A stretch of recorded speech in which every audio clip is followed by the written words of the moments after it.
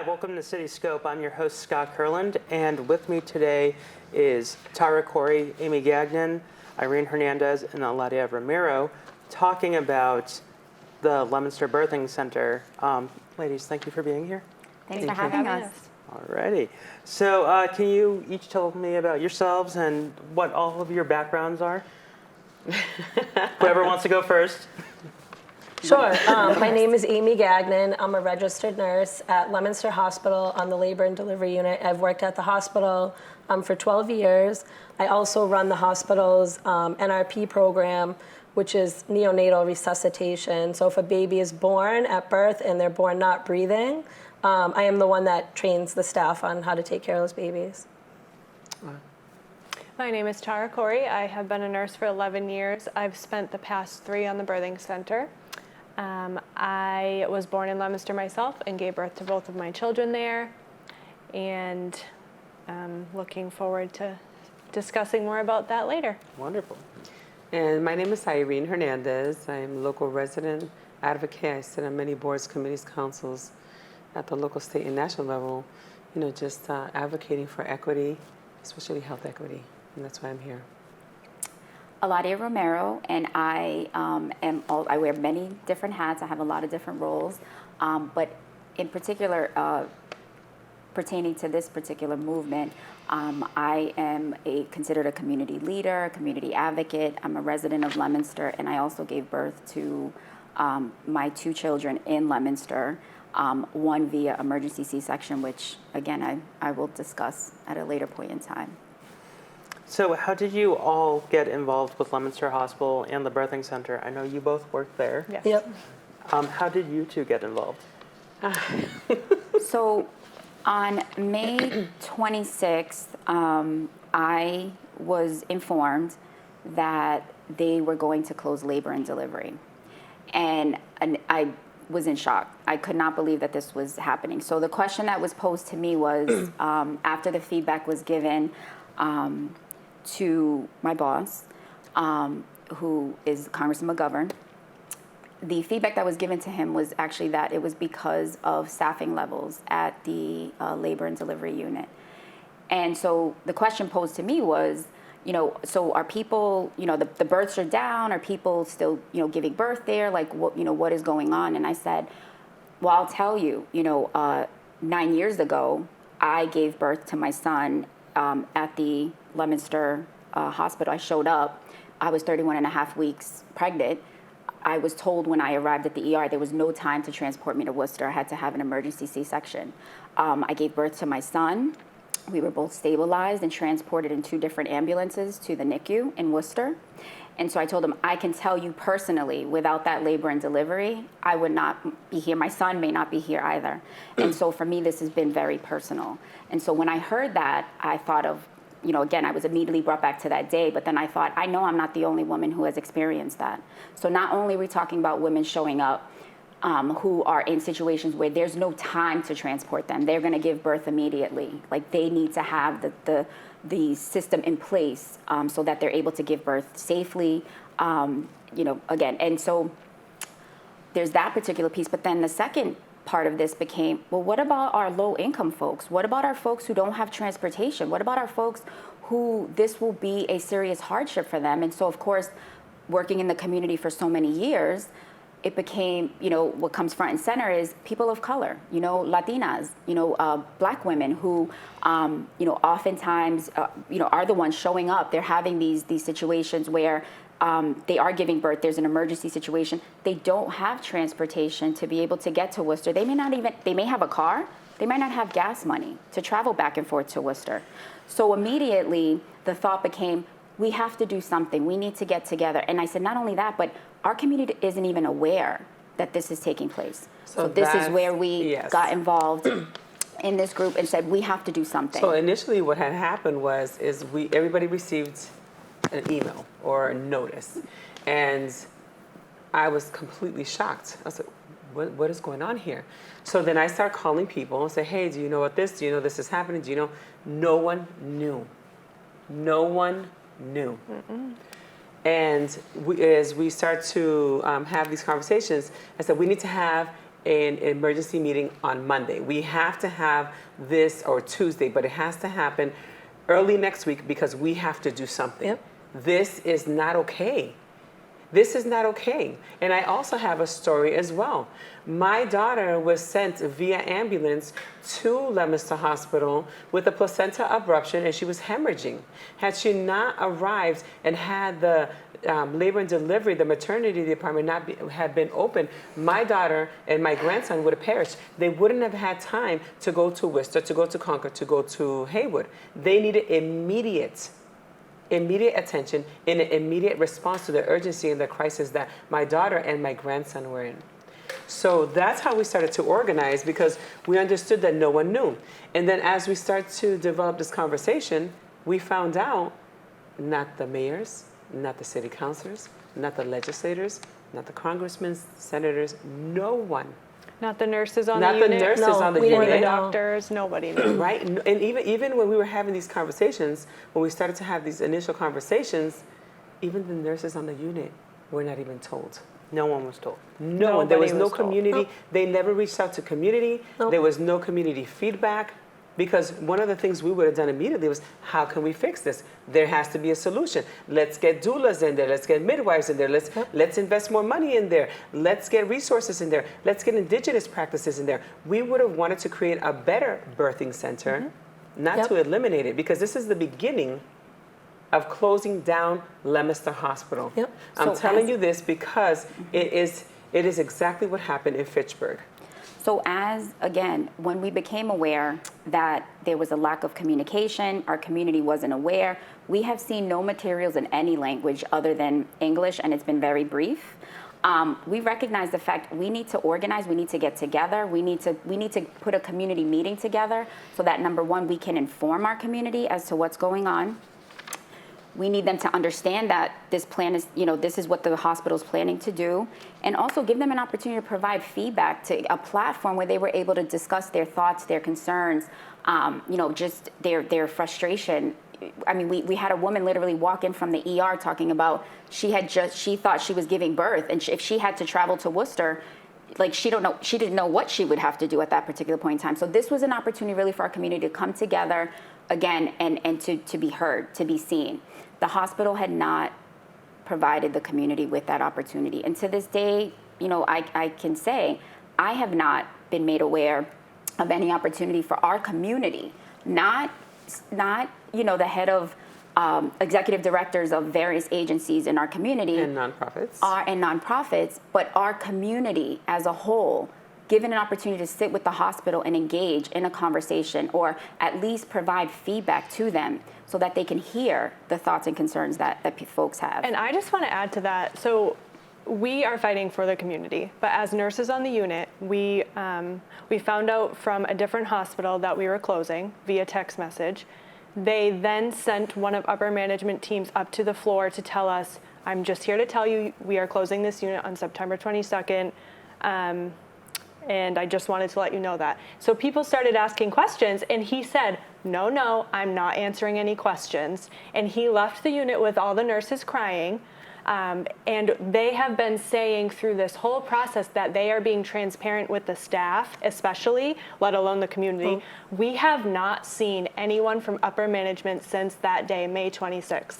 We have not seen anyone. We have not gotten any information about the closing. We have not heard anything. It's it's canceled everyone. all of our staff meetings. Yep. No, so we haven't had one Yep. staff meeting with upper management. We did have Yep. a few staff meetings in the beginning, but there was no answers. Yeah. So then they We just don't- stopped having We them. don't have any answers for you. So we haven't heard anything either, and we are fighting for the community, and it's infuriating that we can't even help tell everyone what's happening and where this is going. Right, and so I think that again kind of leads to the frustration is the hospital, is taking a position. They've made a proposal, and they at this point they probably recognize the fact of where the community stands in this, and they're opposed to it.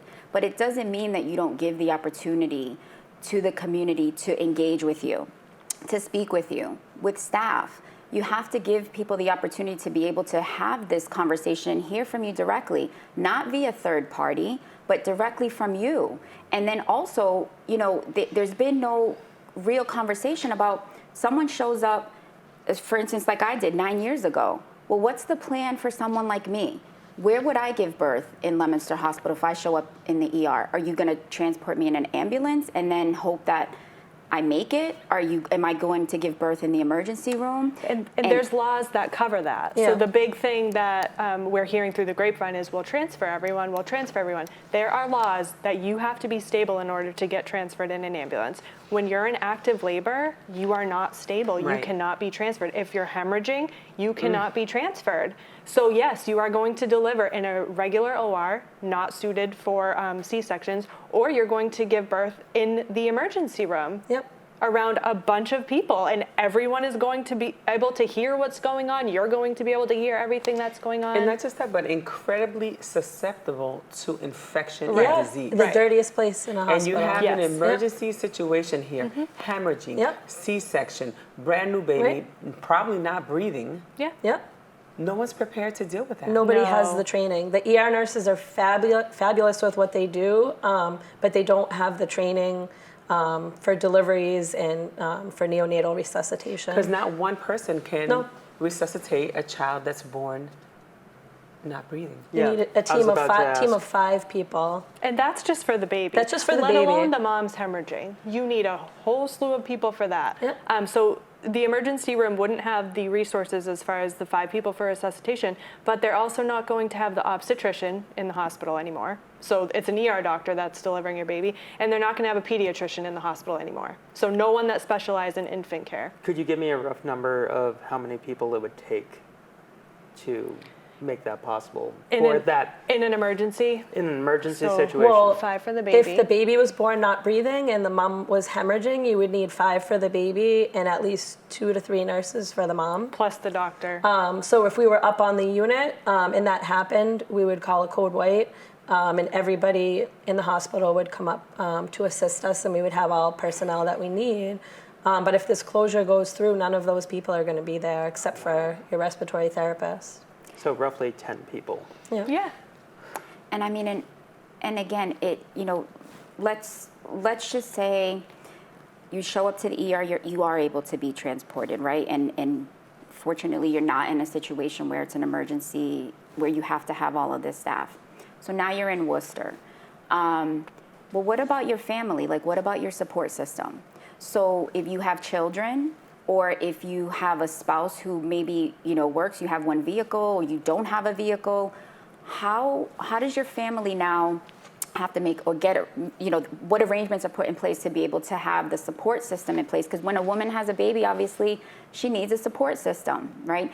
And then what about getting home? So what, do we call MART? Do we call, a cab? We call Uber to put a mom and her baby? That's what they'll do. They'll And give you a taxi voucher. Because you get there by And- ambulance, but then you're essentially stranded if that's how you get And there. No support system. How are you Right. getting home? And so Yeah. these are all things that, again, you just as a woman, as a mother, you're going through one of the most. It's supposed to be a happy moment in your life, but if there's an emergency, that in itself is stressful. You're dealing with a lot of different variables, your emotions all over the place, and now on top of that, you're taking an Uber home from the hospital with your baby, or your husband, your children can't come see you because it's too far. I mean, these are just things that, again, are just like inhumane. It just does not seem, it doesn't seem that this is what the delivery of service that a community hospital should be providing to women Community in hospital, our essential services, women's rights. I have the right to have my child in my community. Yep. Yep. I have that right. Yep. And it's my body, and you're not going to put me and my child at risk because you've made a decision without being informed. Yep. And there's more decisions coming. This is just the beginning of the iceberg, Scott. Yeah. Yeah. And this is why our community has gathered together, like not just the nurses, the M&A, we have city councilors, we have New View, we have 3 Pyramids. Who else do we have? We have Joint Coalition on Health, the Spanish American Center, as she said. So part of the coalition, as we had mentioned earlier, we came together, we met, and we said we have to do something. We have to come up with a strategy. We need to be able to really confront this like head on, and we need to figure out how we're going to be able to help our community. And so Nettie Latimer, who is the executive director of the Spanish American Center, was at the table. Dolores Thibault Muniz, who's the deputy director of New View, was at the table. Leona Wetzel, who is the president of Three Pyramids, was at the table. Miggy Velez, president of the Spanish American Center. Susan Buchholz, who leads the Joint Coalition on Health. We had Representative Higgins and we had Sandy Ellis at this meeting as well. Representative Higgins and Sandy Ellis from M&A, because we didn't really know what the plans were. Like, we didn't have the details, but we knew Representative Higgins did. And so we wanted to be able to really understand what the hospital was proposing.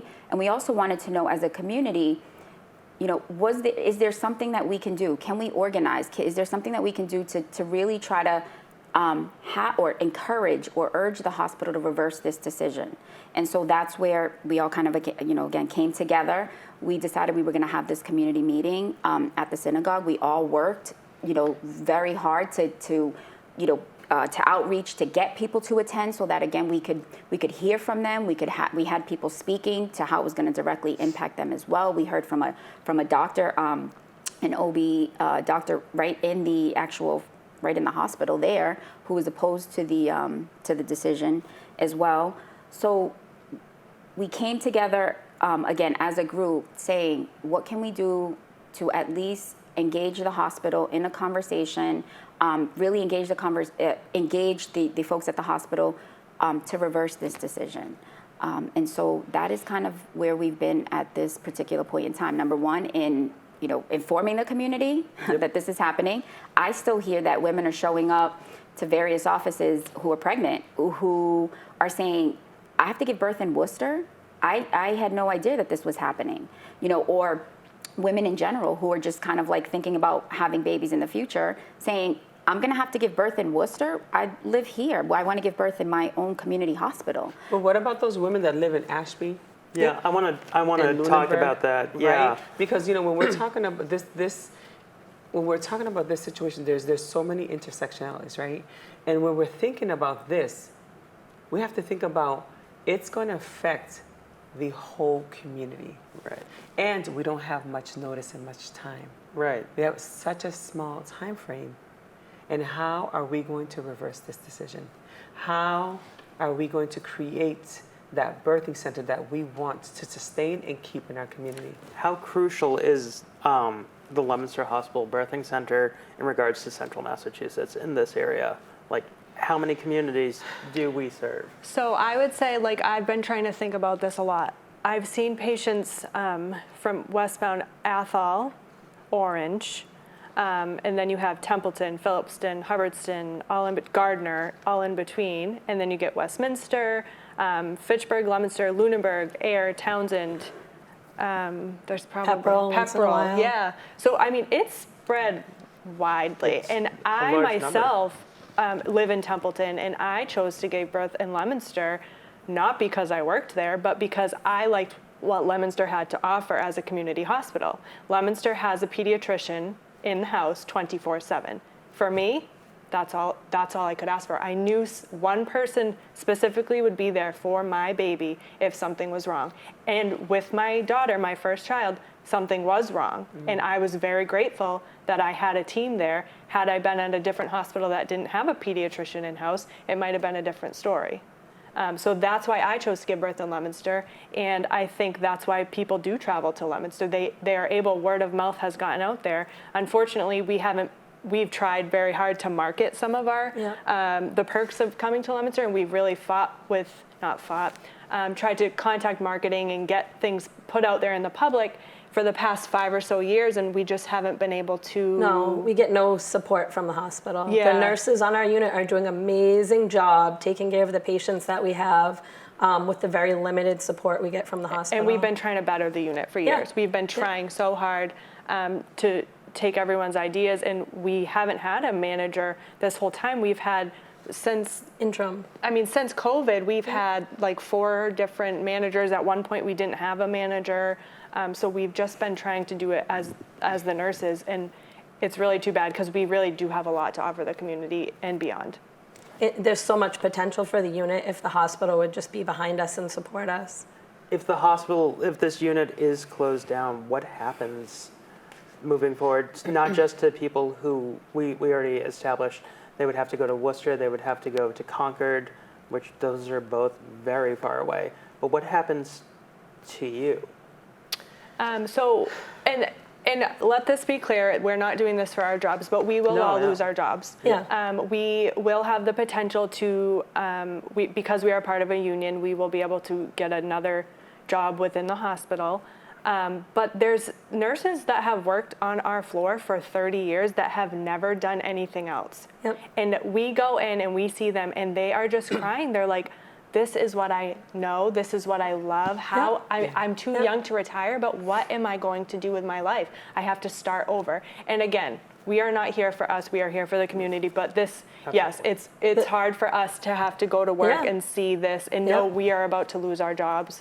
And we're fighting for this. It's a true as hard as we loss for can. the community because Yep. these nurses have years and years of training on how to take care of complex deliveries, and we know what we need to do in an emergency for both mom and for baby. So for the community to lose these highly educated nurses is a disservice to them.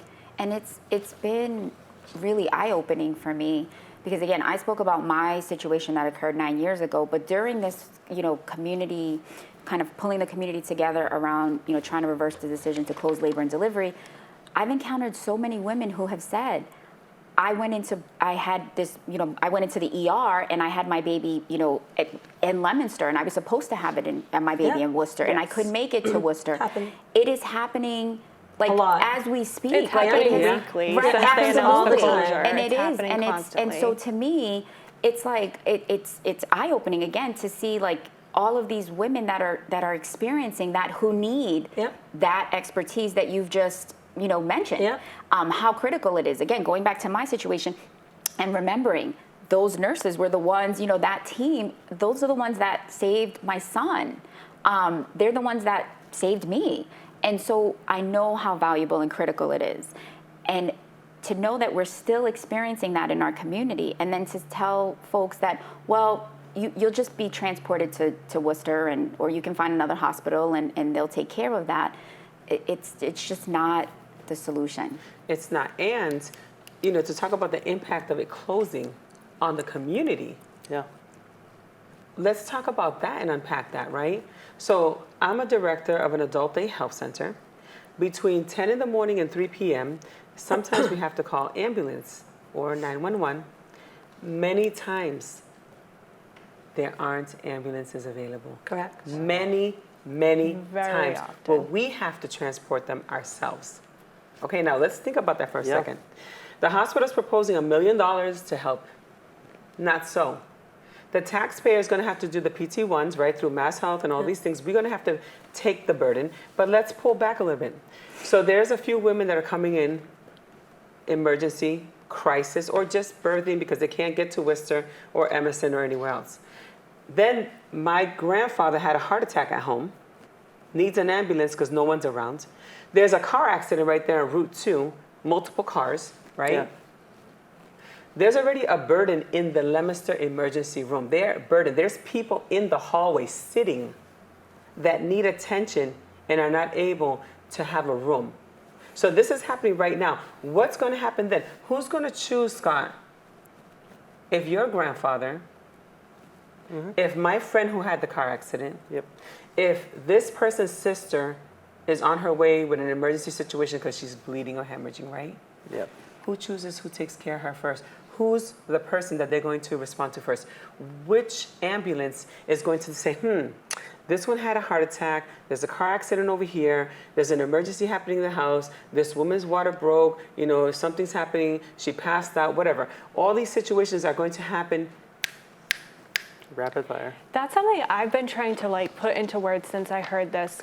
My dad does road construction and he has a cardiac history. So that's the first thing I thought of. The ambulance can't get to him. He's having chest pain. He's on the side of the road, and that really hurts me. But then I was trying to put it into terms to explain it to my friends and my family. And I said, you may not be of childbearing age. You may not think this affects you. But if you love someone within 30 miles of Leominster, this does affect you, Yep. because someday someone is going to need an ambulance or an emergency doctor or anything of that nature, and they're going to be tied up because of this problem. And I just, that's like the main message I want to get across. This affects everyone. If you know or love anyone within any region of Leominster, this is going to affect you.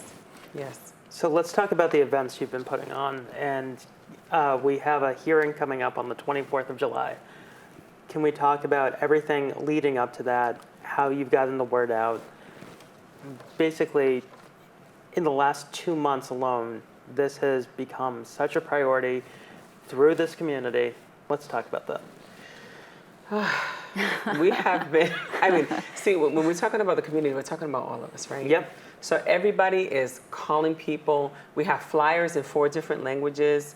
You know, we're working in collaboration. Hey, can you get this for me? We have banners. We have. So when we talk about flyers, the flyers are actually, they're fact sheets with information Yes. about the public hearing. And essentially these fact sheets, you know, it's information that we have to be able to provide to the community because they're not getting it from other places. Correct. And it's in 4 different languages. So not only are we trying to, you know, educate folks on how this is going to impact them and what is going on, but then also encouraging them to attend the public hearing. So we've had people signing petitions, you know, just across the community. We've had people on the ground getting signatures, also handing out flyers. And so I just kind of want to give them recognition as well because they've hit the ground running as well. So Luisa Hernandez has helped, Francisco Ramos from Newview, Gretchen Rodriguez, Joe Bowen, Sally Cragen, you know, and there's a lot of other folks as well who have just been out there letting our community know, number one, again, what's going on.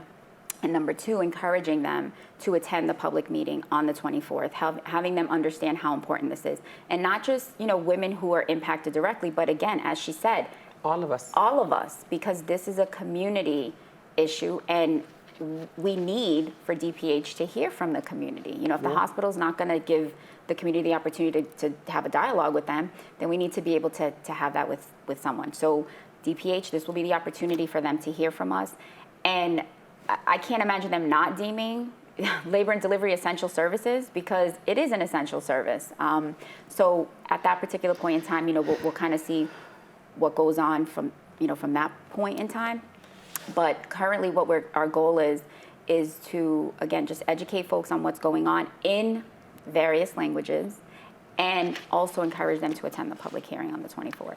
And as when we found out, I think one of the first things we did was we developed our Facebook page, Leave Labor in Leominster. It's reached over 90,000 people, meaning between shares, likes, comments, I can see the insights of them, and it's reached 90,000 people, which is great.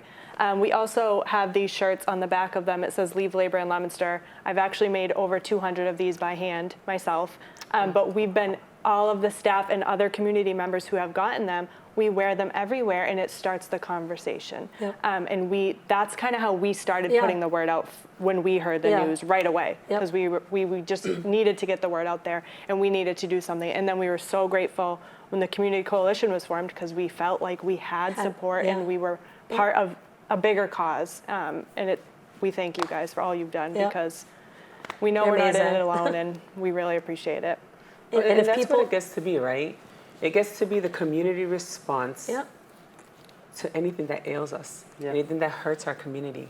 So this is not a black and white thing. This is not a brown thing. This is not a man, but it is a woman's right. But this is a community thing. This is a community response to taking essential services from us that will cause many to perish.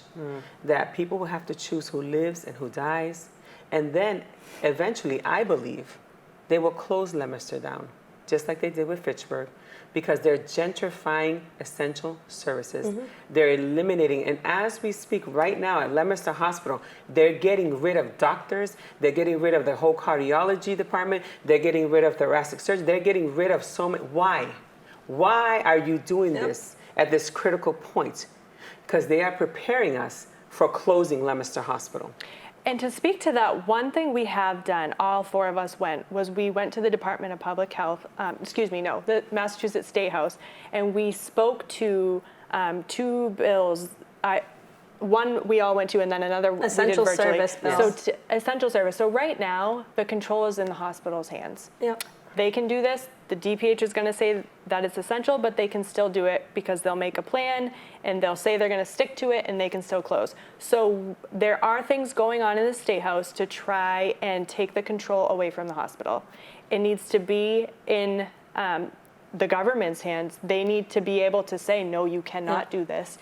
This is an essential service. And if you do have an issue, you need to come to us and we will handle it. If they ended up closing it, there would be penalties. And that's where the bigger picture of, aside from just Leominster right now, this is a huge problem throughout the country and this state. And hopefully those bills will move forward in the State House and we will be able to make a difference here, because it's sad. I mean, and that was the other bill I spoke to, was for hospitals to close.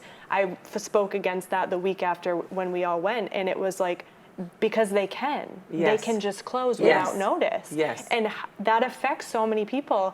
So there are things going on within the legislature to kind of take that power away from the hospital, and hopefully that will continue to move in the right direction. So I also want to share that when we started going out and we started informing community members of the plan to close labor and delivery, every person that I spoke with said, what? How can they do that? That's crazy. Yeah. I can't even believe they're able to even close labor and delivery. And then the next thing, well, you know what? They're the hospital. They don't care about us anyways. They're going to do whatever they want to do. They get to do whatever they want. And I thought to myself, how sad is it that the community's perspective is that their community hospital can do whatever they want without taking into consideration the community they serve. People do not feel that the community hospitals are there to serve them, that the community hospitals get to do whatever they want with no checks and balances, and that they're not, again, that people just are like, well, you know what? We don't have any power. They're too big for us. They basically like, what can I do? And so when we were doing outreach, people were saying, well, if the hospital's already decided, why should we be showing up to this meeting? Why should we be showing up to these events? And the response to them was, because you get to, and because you get to have a voice, and because you have an opportunity to, the hospital will hear us at some point, the hospital will hear the community, but you need to engage. And so and by not showing up, what you do is you just sit back and allow them to do whatever it is that they want. And that is where we as a community have to step in, organize, and we have to at least, do our best to say, we are advocating for you to reverse this decision. We don't just sit back and allow it to happen. Right. So a lot of people felt helpless, they felt powerless, and we wanted to, again, give people the opportunity to feel a little, to feel empowered, to understand that they have a voice. And that's what we've been actively, doing for since we heard the announcement. And going back full circle, the oath. So no the harm. CEO, he also took this oath. Where is the integrity in the oath that you swore by? And all of those who've made those decisions, Where is the integrity? Independent of your thoughts or emotions, because we know those deceive decision-making practices. Where is the integrity to hold up the oath that you swore by many years before? This is why we're calling them forward to reverse this decision. We get to keep our hospital here, our birthing center here. We get to create better opportunities, find more Let's work funding, together as a because they community and stopped make it great. They stopped us from creating more funding, more opportunities, from creating this, from getting beds donated. There were so many things happening that was so wonderful that was going to create an incredible birthing center to bring it to another level, and they shut that down. We get to continue to develop this for our community because our community gets to live and have essential services in their community hospitals.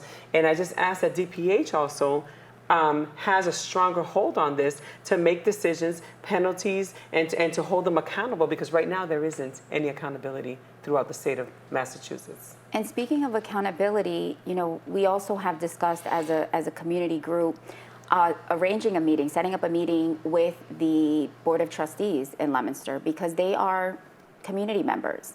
And we want to better understand, right, like how does the Board of Trustees come to this decision without engaging with the community as well? We haven't heard from any of them. No, and we haven't so- either. Us either. We asked to be on their agenda for the next meeting, and we've heard crickets. There's a nonprofit agency who houses women and children, WIC, Yep. who was part of the decision-making board.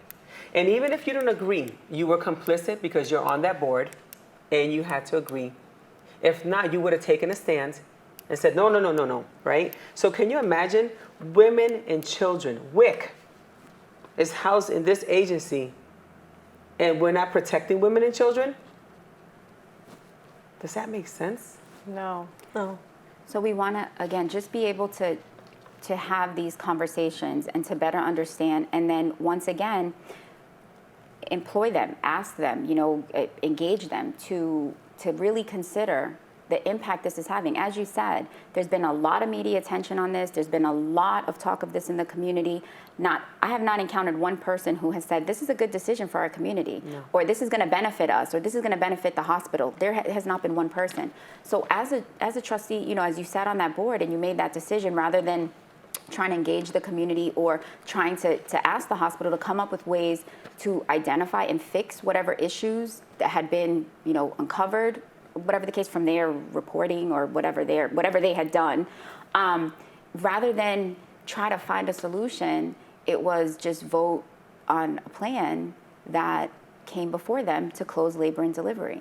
So again, they're community members. They, I believe, are supposed to be representing the community, the perspective of the community, but once again, failed to engage or even have a conversation with the community to better understand where the community stood on this situation. They just heard one perspective, one side, and went along with it. So we need to be able to have conversations with them as well. So we hope to be able to do that. We hope that they will take us up on our request, our recommendation to sit with the community and have a conversation, so that we can better, we can have a dialogue and we can better understand their position on this and their thinking. And I think for years they were sending out a lot of different minority groups and different people to other hospitals. Systematically, right, to create this narrative that there's not enough births. Last year in the area, I think Senator Cronin said there was 1,900 births in the area. How many did we have in Leominster? 600. Why are we not using Leominster? Because this is something that was created, and to support a narrative, you have to create this back structure and this back, analytical and statistical information and data to support that. It's not so. They've been sending groups, like I know from my own community, from the BIPOC community, they've been sending this group to Worcester, this group over here, and they're doing that on purpose. Why can't I have my child in my community hospital that's 5 minutes down the road from my house? Why are you sending me to Worcester or to Emerson because you said that I'm safer there? Why am I not safe here? So they're creating this messaging within our community because I have, firsthand knowledge of that from our BIPOC and Indigenous communities, right? So this is what they were creating. So it's not. So if we have 1,900 births in our area, the majority of them could have happened at Leominster Hospital, and they have the capacity. They have the capacity We to have handle. a huge unit, and we have the potential to be doing 1,000 to 2,000 births a year. If the hospital would just be behind us and support us. Everything that's happening inside the hospital has been created by the hospital. The claiming of staffing challenges. We know nurses that have been told jobs are frozen. There's no job available. It's 4 positions that they need to fill to keep this unit open. That is not hard to do. And especially maternity. Like, I know so many nurses, and that's their go-to. Like the majority of the nurses, I know that's what they want to do. They want to work in labor and delivery. They want to work in the maternity ward. So we have the hearing coming up on the 24th.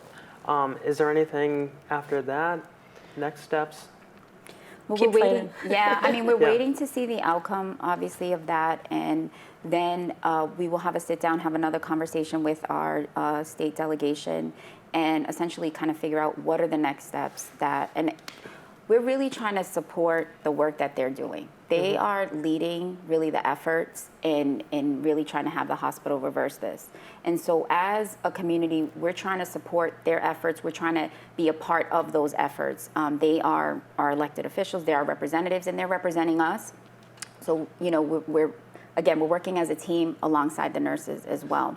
So once this meeting is held, I guess DPH makes a decision. I think they have 15 days after the And hearing. they're going to say we're an essential service. Right, and so then it becomes, what's next? We also don't know what the hospital's plan also is after the public hearing, so we'll need to kind of get that information as well.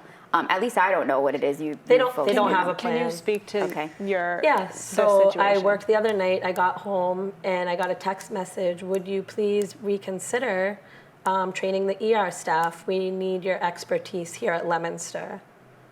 So they want her to train all of the ER nurses for NRP, and they think that's That's probably solution? not their whole plan, but that's part of their solution. I'm like, first of all, do they know your name and how you're speaking so strongly against this? And she's losing her job. Like, she's not, and then her license would be on the line. She would be held responsible if those nurses failed to resuscitate a baby appropriately. She could be brought into it as the one that trained them. That's right. There's no way in this short amount of time that you can train that many staff on what we have to do. It's taken us years to get where we're at and have our skills perfected. Right. With frequent practice. Yeah. And we do see situations where we have to be prepared. Yeah. We every night, we work night shift, but so twice a day, once in the morning, once at night, the shifts get together from postpartum and labor and delivery and discuss the plan. What's going on the floor? Who's going to be the nurse that deals with resuscitating the baby with the air? Who's going to be the one that resuscitates the baby with the meds? Everyone has a role. That is a huge part. And that was that took years to come to fruition. And we're seeing it all the time. These people aren't going to be seeing it all the time. There's no way for their skills to be kept up. And what I have said from the very beginning, and I hope that the hospital understands, is that one life lost is too many. Yeah. Yes. There should, Exactly. and that actually I kind of got like a chill going up here, because at the end of the day, just the thought of one baby or one mother or both losing their life when, because they don't have adequate services, they show up in an emergency situation, and again, ER staff, they're not equipped, or they don't have the sufficient training. As much as they're going to try to help, but if it's not in place, one person losing their life, baby, mother, or both, is just too many. Right. And so we need to ensure that we have a system in place that when people show up in these emergent situations, such as I did 9 years ago, that they will be cared for. There's a team waiting for them to take care of them, to ensure and stabilize their lives. And then if they have to get transported to Worcester because they need additional care, that can happen.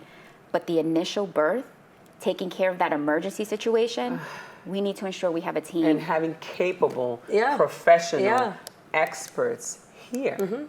Because we already know that in North Central Massachusetts, the infant mortality rate is the highest within the Latino population. We know this already. It was Ghanaian a few years ago, now it's Latino.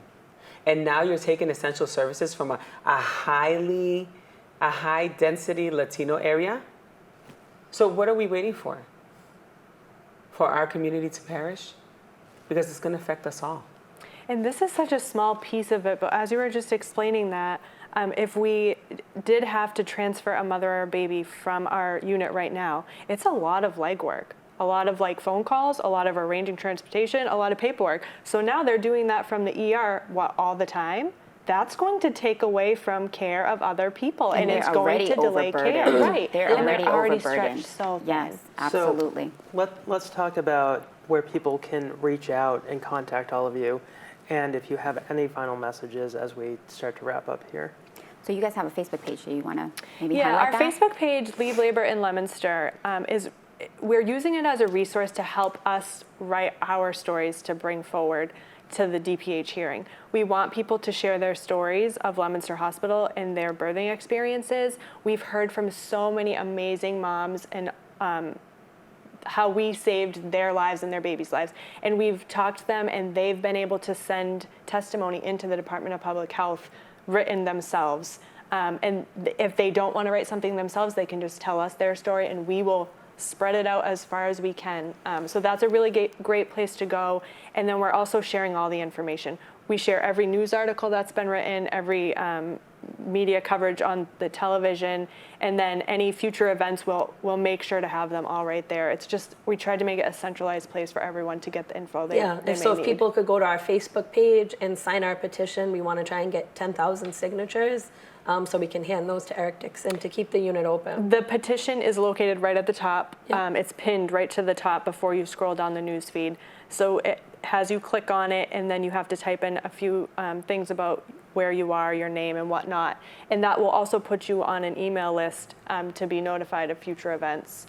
But that we really need people to start focusing on the petition, because numbers will say Absolutely. will be big. Yeah, and there are, on the materials that we have been distributing, there are QR codes as well as banners. So folks can literally just scan the QR code. It'll bring them right to the petition. It doesn't take very long to complete. We also are circulating paper petitions. So, when people are out in the community, if you see someone and they ask you to sign the petition, please do. Please have your relatives. And, essentially, most importantly, again, we need people to show up on the 24th, but we also need you to bring family. We need you to bring friends. We need you to spread the word to show up. Bring your grandmother, bring your grandfather, bring your children. It's affecting us all. We have lawn signs. We have, all kinds of materials that you can put at your house, and support us by letting your friends know, your neighbors know, the businesses. Let us know. We need everyone to align to this community response to this part of the hospital potentially being closed. Well, I want to thank you all for being here today. I really appreciate you coming on Cityscope and talking to us. And we'll get all the information attached. And thank you. Thank you very much. Thank you for having Thank us. you so For much. Cityscope, I'm Scott Curlin. Bye.